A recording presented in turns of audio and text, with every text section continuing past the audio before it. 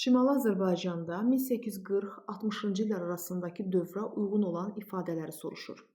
Rəhdar vergisi 1836-cı ildə ləğv olunub, yəni 40 və 60-cı illər aralığında təbii ki, mövcud ola bilməz. Biri çıxdıq.